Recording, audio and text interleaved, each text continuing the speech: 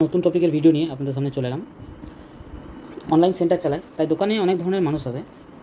কারোর তো টাকা ঢুকেছে, কারোর আবার ঢোকেনি অন্নপূর্ণা যোজনা। তো ওনারা কি বলছেন যে আমার আগের মাসের অন্নপূর্ণা যোজনা টাকা ঢুকেছে, আমার ফর্ম ফিল আপ না করাতেই এ মাসে আমি ফর্ম জমা দিয়েছি, তাও আমার ফর্ম জমা দেওয়ার পরেও আমার কেন টাকা ঢোকেনি। তো ওনাকে যখন জিজ্ঞেস করা হলো যে আপনি অনলাইন ফর্ম ফিল আপ করেছিলেন, তখন উনি বলছেন না, আমি জনকল্যাণ শিবিরে জমা দিয়েছি। আমি বললাম তো এটাই তো ভুল করেছেন আপনি, আপনাকে অনলাইন ফর্ম ফিল আপ করা দরকার ছিল। তো সেটাই আমি আজকে দেখাবো আপনারা বাড়িতে বসে মোবাইলে কীভাবে অন্নপূর্ণা যোজনার ফর্মটা ফিল আপ করবেন। প্রথমেই আপনার মোবাইলের গুগল ক্রোমটা ওপেন করে নেবেন। অন্নপূর্ণার official site family data collection এটাই লিখবেন জাস্ট। ওটা লেখার পর social registry.government.in বলে একটা ওয়েবসাইট চলে এলো, এখানে ক্লিক করবেন। এখানে ক্লিক করার পর দুটো অপশান আসছে, citizen family log in, department officer log in. মানে ডিপার্টমেন্ট অফিসার লগ ইন এটা হলো যারা আমাদের এসডিওতে বা বিডিওতে বসে আছেন, আমাদের স্যাররা বা স্টাফরা, তাদের জন্য। আর এটা সিটিজেনশিপ, মানে যে করবে সে নিজেই করতে পারবে, তার জন্য এটা।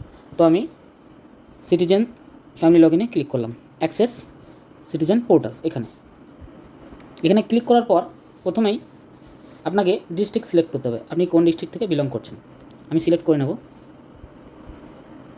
তারপর নিচে এন্টার 10 ডিজিট মোবাইল নাম্বার, আপনার একটা চালু থাকা মোবাইল নাম্বার বা আধারে দেওয়া আছে সেরকম একটা মোবাইল নাম্বার এখানে এন্টার করবেন। এন্টার করার পর এখানে ক্যাপচারটা ফিল করবেন।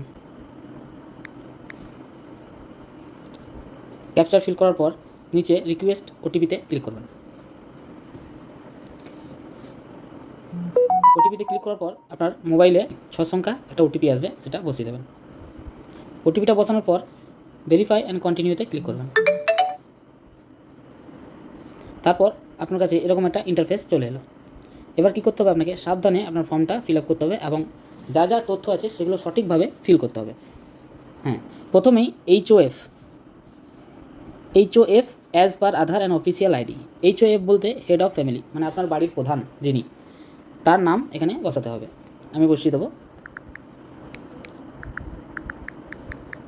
আমি এটা ডেমো ফর্ম ফিল আপ করছি, তাই আমার ফর্মটাতে ভুল হতেও পারে, বাট আপনারা সঠিকভাবে ফিল আপ করবেন, ঠিক আছে।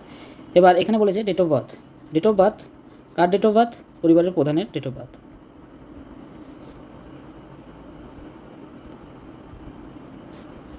বসিয়ে দিলাম। তারপর বলেছে জেন্ডার, উনি যদি ছেলে হন তাহলে মেল, আর মেয়ে হন তাহলে ফিমেল। ক্যাটাগরি, আমার যেহেতু জেনারেল তাই আমি UR করলাম। আনরিজার্ভ ক্যাটাগরি, বাকিদের নানা রকম থাকতে পারে, যেমন SC ST OBC,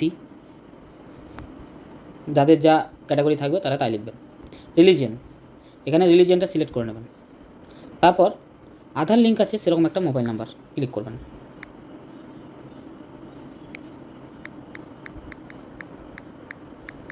mobile number দেওয়ার পর আপনার ফ্যামিলিতে কতজন মেম্বার আছে সেটা এখানে লিখবেন। বাচ্চা, বয়স্ক বা 18 বছরের উপরে, 18 বছরের নিচে, 60 বছরের উপরে, যেই আছে আপনার ফ্যামিলির মধ্যে টোটাল লিখবেন। এখানে বলেছে ডিসেবিলিটি স্ট্যাটাস, যদি হেড অফ দ্য ফ্যামিলি কোনো রকম অক্ষমতা হয়, শারীরিক অক্ষমতা হয়, তাহলে ইয়েস করবেন, নাহলে নো করবেন। এখানে আধার কার্ড নাম্বার, যিনি হেড অফ দ্য ফ্যামিলি পরিবারের প্রধান, তার আধার কার্ডের নাম্বার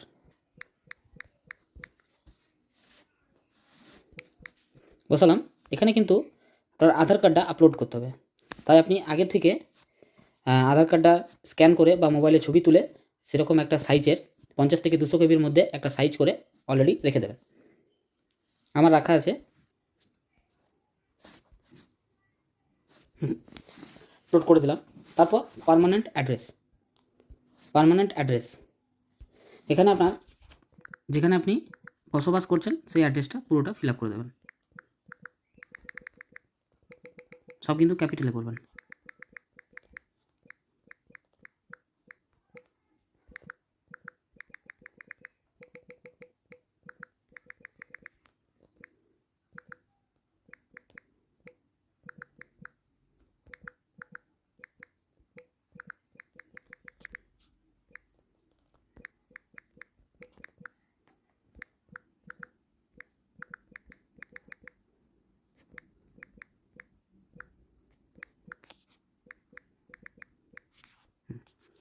অ্যাড্রেসটা ফিল করার পর এখানে আপনার ডিস্ট্রিক্ট অলরেডি সিলেক্ট করে রেখেছেন, তাই ডিস্ট্রিক্ট চলে এসছে। এরিয়া টাইপ, রুরাল না আরবান। রুরাল মানে হলো গ্রামীণ, আরবান মানে হলো শহর। তা আপনি কোন এরিয়া থেকে বিলং করছেন সেটা লিখবেন। তারপর আপনার এরিয়া পিনকোড, আপনার এরিয়ার পিনকোড দিয়ে দেবেন। তারপর পোস্ট অফিস, পোস্ট অফিসের পর পুলিশ স্টেশন, তারপর ব্লক বা মিউনিসিপ্যালিটি, তারপর গ্রাম পঞ্চায়েত। এখানে আপনার ভোটার কার্ডের নাম্বারটা এন্টার করবেন, যে হেড অফ দ্য ফ্যামিলি তার। এন্টার করার পর ভোটার কার্ডটা আপলোড করে দেবেন। তারপর এখানে আপনার অ্যাসেম্বলি কনস্টিটিউয়েন্সি যেটা আছে, আপনার অ্যাসেম্বলি এসি যেটাকে বলছে, সেটা আপনি লিখে দেবেন। তারপর পার্ট নাম্বার, আপনার সংসদের আপনার পাড়ার একটা পার্ট নাম্বার থাকে, সেটা লিখে দেবেন। তারপর একবার সেভ ড্রাফট করে দেবেন। সেভ ড্রাফট কেন করতে বলছি, হঠাৎ করে ইন্টারনেট কানেকশন খারাপ থাকার জন্য আপনার এটা কেটে যেতে পারে, তখন আপনাকে আবার পুনরায় ফিল আপ করতে হবে। আর সেভ ড্রাফট করে রাখলে কী হবে, কেটে যাওয়ার পর আবার যখন লগ ইন করবেন তখন আপনার এই পজিশনেই ফর্মটা আবার রিটার্ন আসবে। এটা ফিল আপ করার পর আপনি নেক্সট পেজে চলে যাবেন। নেক্সট পেজে যাওয়ার পর এখানে বলেছে do you have a digital ration card, আপনার কি ডিজিটাল রেশন কার্ড আছে? যদি থাকে তাহলে ইয়েস করবেন, নাহলে নো করবেন। এখানে কোন ধরনের রেশন কার্ড আছে সেটা লিখবেন, রেশন কার্ডের নাম্বারটা দেবেন, তারপর নেক্সটে ক্লিক করবেন। নেক্সটে ক্লিক করার পর এখানে বলেছে house size, does your house have 3 পাকা রুমস, আপনার বাড়িতে 3টের বেশি পাকা রুম আছে নাকি? যদি থাকে তাহলে ইয়েস করবেন, নাহলে নো করবেন। এখানে বলেছে whether your family own any land, বাড়ির ফ্যামিলি কারোর যদি নিজস্ব কোনো জমি থাকে তাহলে ইয়েস করবেন, নাহলে নো করবেন। এখানে ইয়েস যদি করেন তাহলে কতটা জমি আছে, জমির পরিমাণ এখানে কিন্তু উল্লেখ করতে হবে। আর যদি নো করেন তাহলে কিছু করার দরকার নেই। এখানে বলেছে does any family members own non commercial motor size 4 wheeler, আপনার ফ্যামিলি মেম্বারে কারোর 4 চাকা আছে নাকি? যদি থাকে তাহলে ইয়েস করবেন।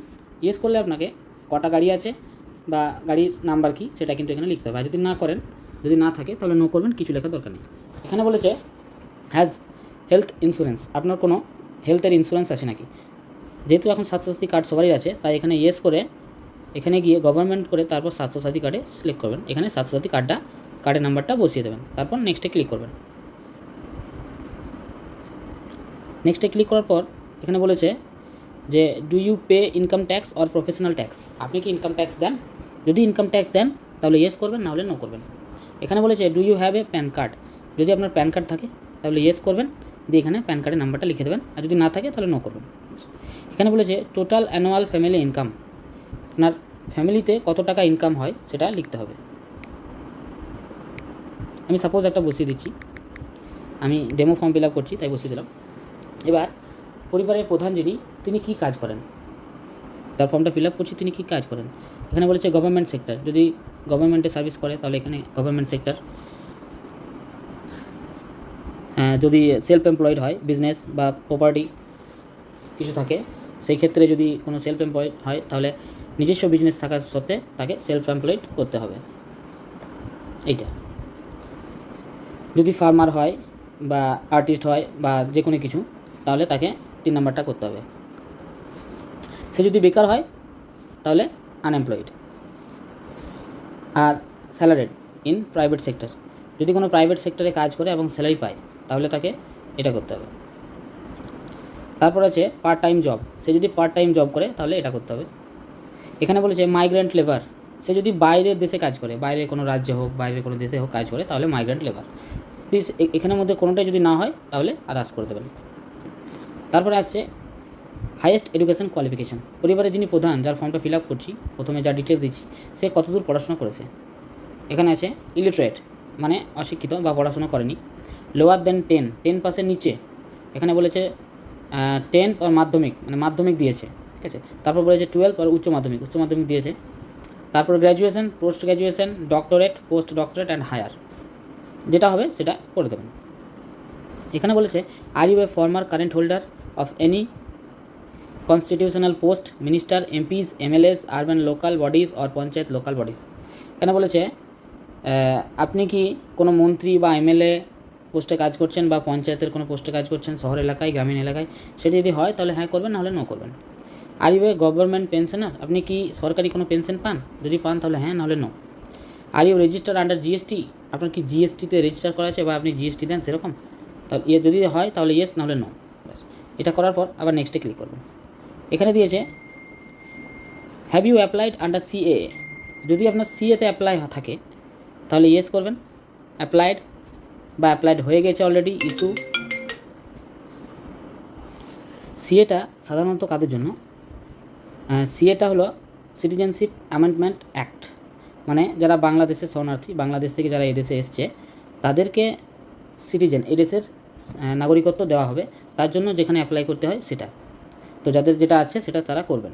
আর এটা বলেছে এসআইআর 2026 ট্রাইব্যুনাল স্ট্যাটাস, যদি আপনার এসআইআরে নাম ডিলিট হয়েছিল, বর্তমানে এখন ট্রাইব্যুনালে অ্যাপ্লাই আছে, যদি সেরকম হয় তাহলে আপনি ইয়েস করবেন, নাহলে নট অ্যাপ্লিকেবল, কোনো কিছু করার দরকার নেই। তারপর নেক্সটে ক্লিক করবেন। নেক্সটে ক্লিক করার পর এখানে বলেছে রিসিভিং গভর্নমেন্ট স্কিম বেনিফিটস ভায়া ডিবিটি, ডিবিটির মাধ্যমে কোনো গভর্নমেন্টের স্কিম আপনি পান নাকি, যে কোনো কিছু, যেমন কৃষক বন্ধু হোক, পিএম কিষাণ হোক, বা আরও যেগুলো আছে সেগুলোর মধ্যে কোনো একটা যদি আপনি পান তাহলে এখানে ইয়েস করবেন। ইয়েস করার পর এখানে কোন জিনিসটা পান সেটা আপনি লিখে দেবেন, আর যদি না পান তাহলে নো, কিছু করার দরকার নেই। তারপর এটা আপনার ফুলফিল হয়ে গেল একটা ফর্ম। এবার আপনার সেকেন্ড মেম্বার মানে হেড অফ দ্য ফ্যামিলি হলো, হেড অফ দ্য ফ্যামিলির পর যে থাকবে পরপর আপনাকে ফিল আপ করে যেতে হবে। যেমন তারপরে হয়তো আপনার স্ত্রী থাকতে পারে বা আপনার ছেলেরা থাকতে পারে, যেই থাকবে তার ফর্মটা ফিল আপ করতে হবে। সেম এইভাবেই এই প্রসেসেই ফিল আপ হবে, কোনো ইয়ে নেই, কিচ্ছু নেই, এই প্রসেসেই পুরোটাই ফিল আপ হবে। তারপর ফিল আপ করার পর শেষে চলে যাবেন declaration and constant. Declaration constant মানে এখানে আপনাকে দেখে নিতে হবে, এখানে বলা থাকবে যে আপনি যে ইনফরমেশনগুলো দিলেন সেগুলো আপনার জ্ঞান ও বিশ্বাস মতো সত্য এবং সঠিক, ঠিক আছে। সেটা পড়ার পর আপনি ক্লিক করার পর এখানে আপনাকে অপশন দিয়েছে প্রিভিউ অ্যান্ড সাবমিট। প্রিভিউ মানে আপনাকে ফর্মটা আরেকবার দেখার জন্য বলা হচ্ছে। এখানে ভালো করে আপনি দেখে নেবেন যে আপনি কোনো জায়গায় কিছু করেছেন নাকি, ভুল করেছেন বা কিছু করেছেন। যদি ফর্মটা পুরোপুরি সঠিক থাকে তাহলে এখানে যে লেখা আছে সাবমিট অ্যাপ্লিকেশন, এখানে সাবমিট করে দেবেন। আর যদি ফর্মটার মধ্যে কোনো ভুলভ্রান্তি থাকে তাহলে এখানে কেটে দেবেন, দিয়ে আবার পুনরায় ফর্মটা দেখে তারপর আবার রিসাবমিট করে দেবেন। এভাবেই আপনারা খুব সহজেই অন্নপূর্ণা ভাণ্ডারের ফর্ম ফিল আপ করতে পারবেন। ধন্যবাদ।